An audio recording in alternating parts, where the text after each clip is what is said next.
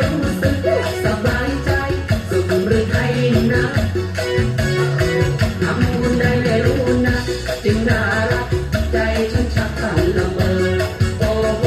เจอภาพในหนังสือพิมพ์ดูดวงตาโตโต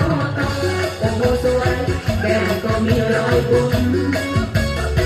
มองทีไรใจเต้นตุ้มเจ็บตักชอบตรงนี้รักยิ้มดูยังไงก็น่ารักในภาพพริ้งเธอสวยริมนางสาวไทย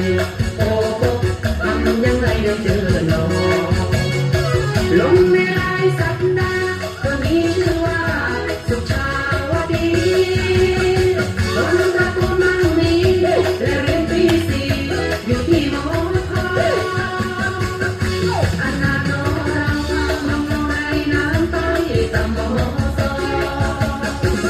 คนจนสวรรค์เอาเอียงได้เพียงลบบอกบันไดสวรรค์เป็นความจริงที่นิ่งรักเรื่องชนชั้นนั่นแหละคนเราเนาะตุนธรรมชาติดีไม่ดีพอเลือก